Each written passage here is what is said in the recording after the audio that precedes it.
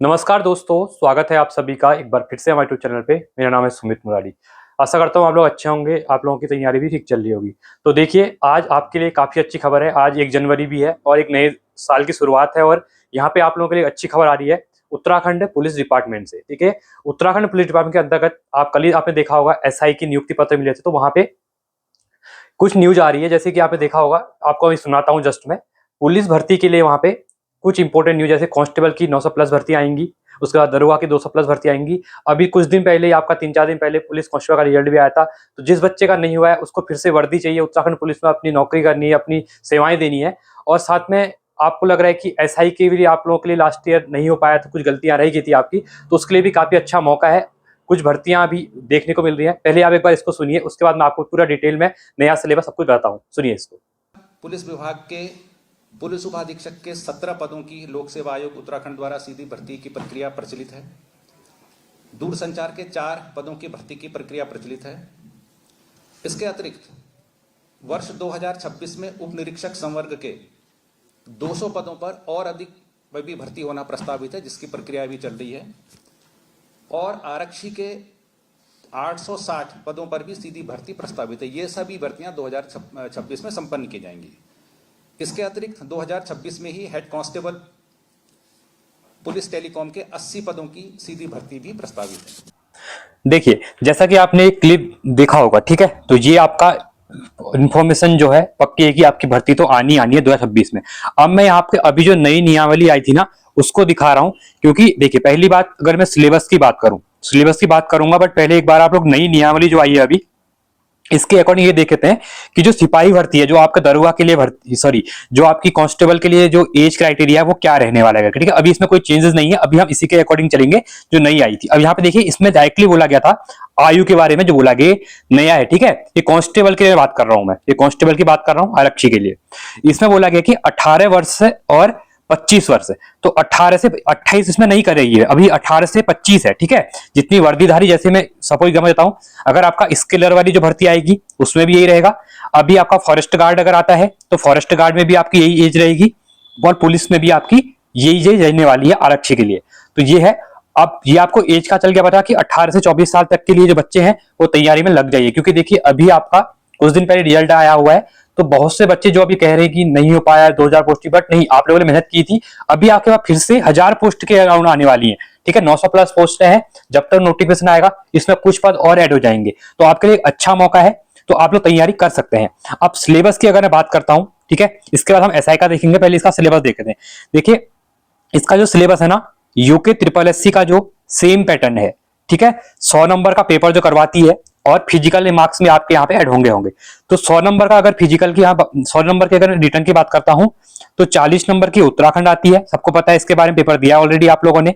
20 number की हिंदी आती है, जिसमें हिंदी में आपकी 10 नंबर के उत्तराखंड कल्चर के क्वेश्चन भी आ रहे हैं। ठीक है, उसके बाद 10 नंबर की आपकी रीजनिंग आती है।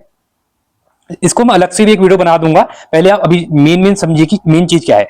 40 नंबर के उत्तराखंड, 20 नंबर की हिंदी, 10 नंबर की रीजनिंग, जो बचे आपके 30 नंबर, इसमें 5 नंबर के करंट अफेयर, 5 नंबर की कंप्यूटर, और बाकी के जो 20 नंबर बचे उसमें आपकी जीएस आती है। तो ये कंप्लीट आपके लिए 100 नंबर का है। बाकी आपका फिजिकल रहता है। बाकी ये जो नॉर्मली यूके ट्रिपल से के जो पेपर रहते हैं ना, इसी पैटर्न में रहते हैं। यूके से कोई भी एग्जाम हो, 1 डे एग्जाम ही होता है। तो ये हो गया आपके लिए पुलिस कांस्टेबल के लिए। भर्तियां कितनी आएंगी? 900 प्लस पोस्ट आएंगी। आपके लिए सिलेबस है, बाकी आपके लिए बीच में वीडियो आती रहेंगी। सिलेबस पूरा कवर करना है, कौन सी बुक से पढ़ना है, क्योंकि इससे पहले बहुत से बच्चों का सिलेक्शन हुआ, तो बहुत से मैसेज आ रहे हैं। ठीक है, तो उन लोगों का भी रिव्यू यहाँ पे लिया जाएगा, उनके वीडियो कैसी तैयारी की थी वो सब आप लोगों को बताया यहाँ पे जाएगा। तो इसके बाद अब हम बढ़ते हैं एसआई वाले में। ठीक है, तो एसआई में देखिए, इस साल क्या हुआ था, अभी जो नई नियमावली आई हुई है। ठीक है, मैं देखिए, मैं डायरेक्टली हवा में बात नहीं कर रहा हूं, मैं आपको सामने दिखा रहा हूं कि जो चीजें हुई हैं अभी। देखिए, अब जो नई नियमावली थी ना, एसआई की बात कर रहा हूं मैं। इसमें पहले आपकी सबको पता है, यहाँ पे जो एज थी ना, मैक्सिमम एज 28 ईयर थी, 28 साल तक थी। ठीक है, बट अभी देखिए, यहाँ पे बोला था नई नियमावली में क्या हुआ है, यहाँ पे जुलाई, मतलब जो जुलाई होगा, प्रथम जुलाई से करना करेंगे, तो 21 वर्ष से लेके, ठीक है, ये देखिए 21 से लेके 35 वर्ष, ये देख सकते हैं आप लोग। ये बहुत इंपॉर्टेंट हो जाता है, क्योंकि यहाँ पे कंपटीशन भी बढ़ जाए, क्योंकि जो बच्चे 28 से ज्यादा हैं, 30 साल से ऊपर है, वो भी यहाँ पे ट्राई करेंगे। 35 साल तक कर दिया ऐसा है कि जो एज कर दी है। ठीक है, इसलिए इसमें कंपटीशन बढ़ सकता है, क्योंकि जो तैयारी पहले क्या होता था 28 साल तक के आते, अब इसमें देखिए 7 साल और ऐड हो गए हैं। इसका मतलब है अब कंपटीशन बढ़ सकता है, क्योंकि और बच्चे जो 33 साल के, 32 साल के, 31 साल के, 34 साल के, वो भी यहाँ पे भर्ती में अप्लाई करेंगे। तो मेन ये था। अब सबसे इंपॉर्टेंट है इसका जो सिलेबस है ना, पैटर्न है, एग्जाम पैटर्न, वो भी चेंज कर दिया हुआ है। एसआई का अभी जो रिसेंट में पेपर हुआ था उसके बारे में आपको दिखाता हूं मैं, क्योंकि हिंदी अगर आपको इसमें देखनी पड़ेगी। ये देखिए यहाँ पे है ना, ये सिलेबस है, ये आपका पुराना सिलेबस था, ये आपका जो लास्ट ईयर आपका पेपर हुआ था ना वो इस पे हुआ था, ये ओल्ड सिलेबस है। अभी आपका ये न्यू सिलेबस यहाँ पे दिया हुआ है।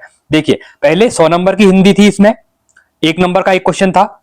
उसके बाद आपका यहाँ पे कह सकते हैं दूसरा जो पेपर था, मतलब इसी के अंतर्गत इसमें आपके 50 नंबर की रीजनिंग थी, 75 नंबर की जीएस थी और 75 नंबर की मैथ थी। टोटल मिला के 300 क्वेश्चन थे, और ये बहुत ज्यादा हो जाते, मतलब टाइम 3 घंटे में 300 क्वेश्चन करना बहुत, क्योंकि 75 क्वेश्चन मैथ और 25 क्वेश्चन रीजनिंग, 125 क्वेश्चन तो यही हो गया आपके लिए, ठीक है, क्योंकि इनमें टाइम लगता है। अब जो नया आया है सिलेबस, ठीक है, वो आपको दिखा रहा हूं मैं। देखिए अब यहाँ पे तैयारी ना आसान हो सकती है, अभी कंपटीशन भी बढ़ जाएगा यहाँ पे, क्योंकि देखिए अब इनने क्या कर दिया है, 2 नंबर का एक पेपर, 2 नंबर का एक क्वेश्चन कर दिया, 300 नंबर का ही पेपर रहेगा, और नंबर ऑफ क्वेश्चन को घटा दिया गया है। अब यहाँ पे हिंदी आपकी खाली 25 ही नंबर की आएगी, पहले आपकी यहाँ पे 25 ही क्वेश्चन आएंगे, जो कि 50 नंबर की रहेगी, बहुत आसान हो जाएगी। यहाँ 100 नंबर की हिंदी थी। इसके बाद अब देखिए यहाँ पे जो रीजनिंग है ना वो 25 नंबर की रह गई है, बस मतलब 25 क्वेश्चन रह गए हैं, 50 नंबर, एक नंबर ये कन्वर्ट कर लेना आप लोग, ठीक है।